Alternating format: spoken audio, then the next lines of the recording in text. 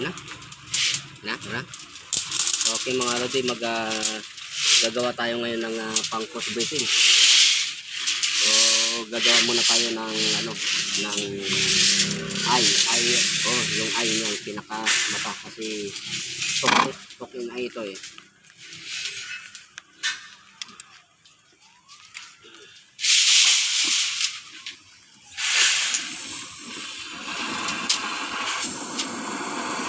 Iinitan lang natin ito ng clean, bagahin lang natin. So sa pagbaga pala nito mga lodi, mas marami yung nito, yung gas kaysa dun sa oxygen. Kasi pagkadamihan natin yung nito, ang oxygen, mapuputol tong iniinitan natin. So initan lang natin muna to ng pantay para pagka binid na natin ay hindi siya magka-crack.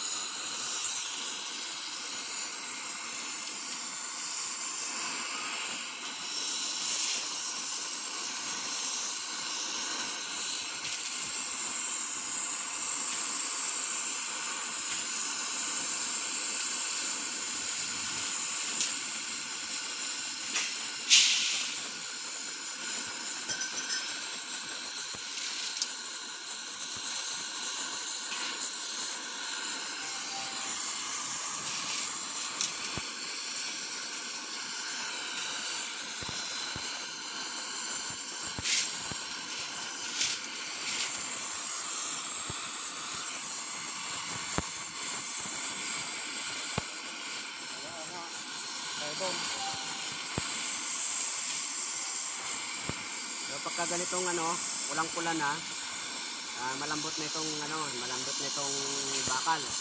So hindi na to magka-crack pagka ibabalik natin. Siyempre malambot na to balakputin. So gagamit lang tayo ng ganito, improvised na pang bend.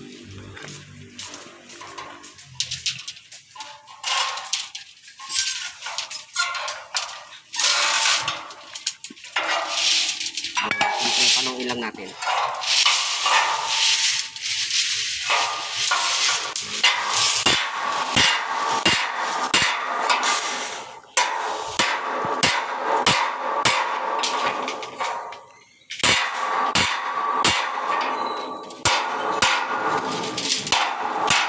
Okay, ayan na.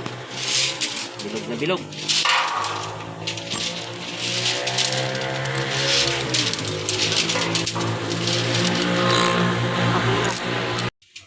So yung isusunod natin dito ay yung kaparis ng una na natin ginawa. Okay.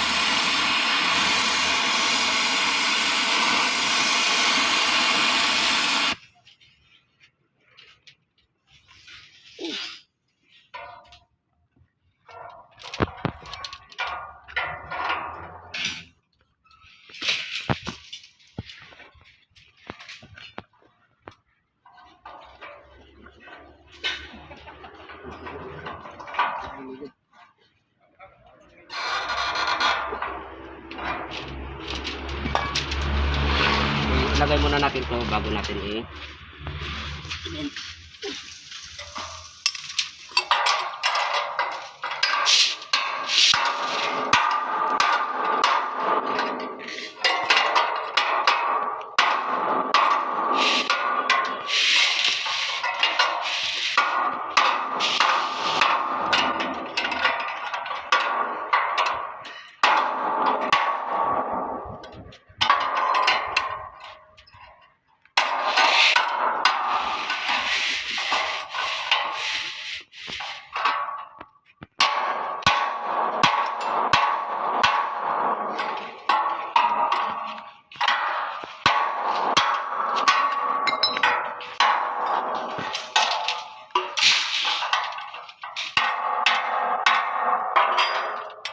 okay.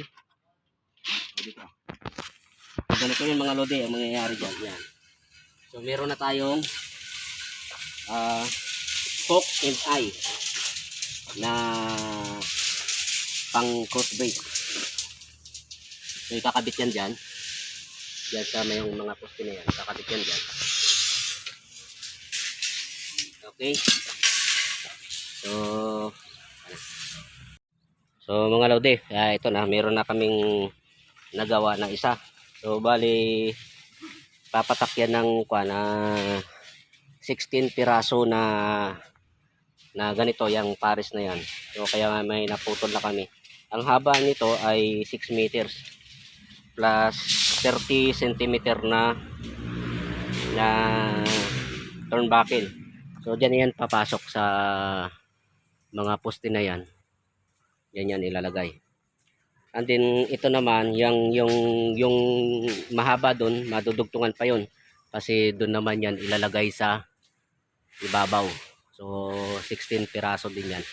Bali 32 piraso lahat yung cross bracing na ilalagay dito.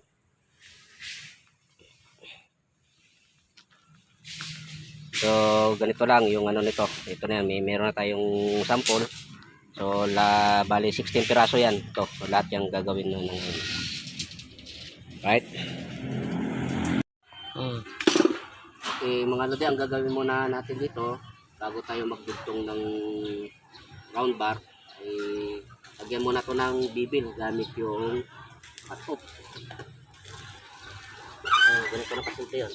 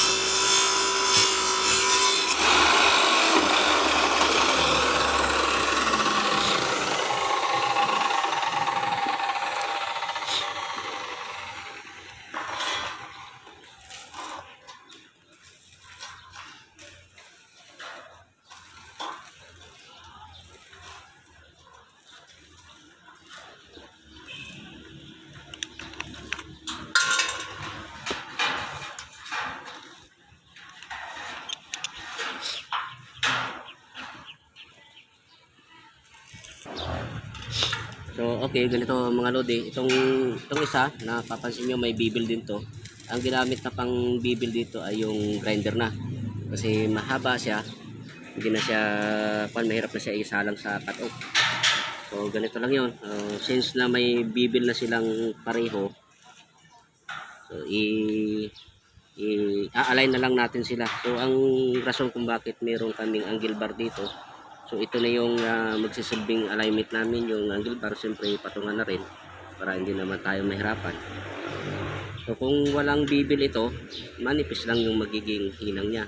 At siyempre kung manipis ay baka mabali. So kaya kailangan may bibil siya para ang hinang niya ay makapal. Okay? So diin lang natin to para mag-align sila. Okay, ispat lang natin.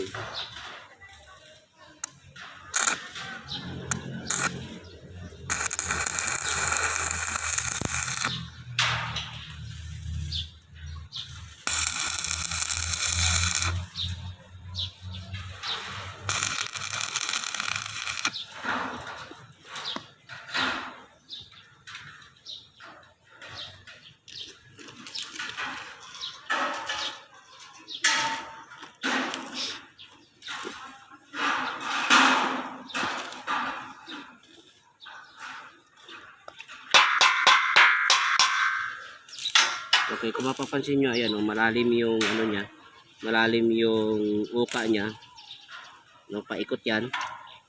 Kapag pinuno natin ng welding yan, ay makapal ang magiging hinang niya, kaya matibay.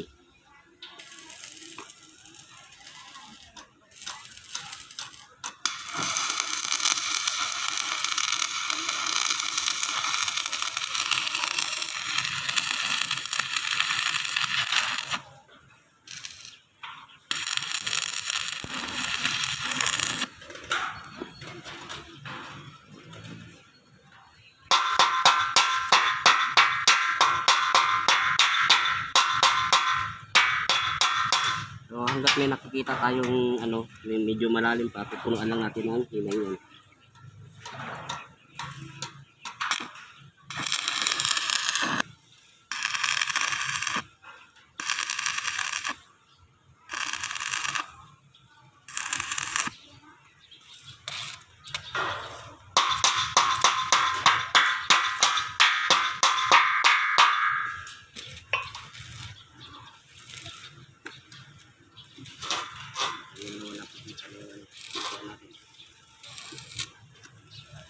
Ayun ang video natin.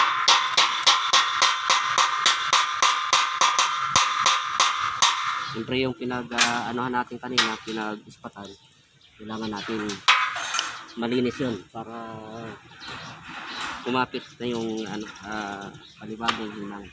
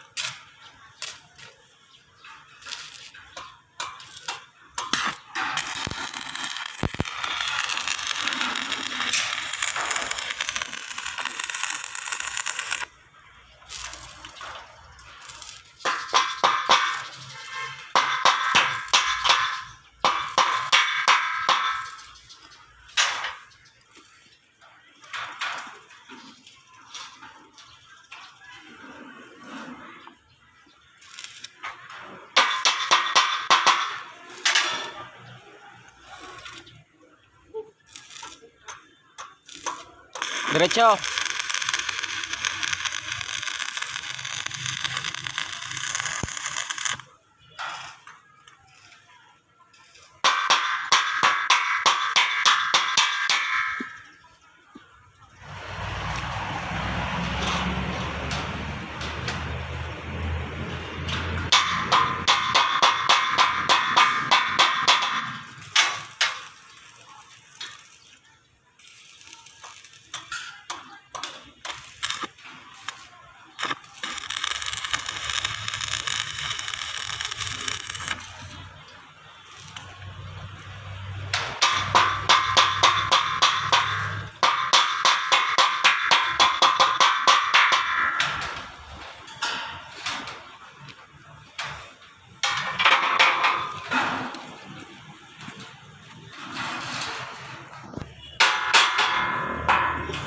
So ito mga lodi, ito na yung natapos natin na udugtong, no? Okay, so ito hindi na natin to i-grinder kasi pag ina-grinder natin yan, nilipis lang yung hinang natin. Anyway, nasa taas naman to. Importante lang dito ay maganda at matibay yung pagkakadugtong natin. So bali 16 na piraso ito yung dudugtungin namin kasi para yan dyan sa taas.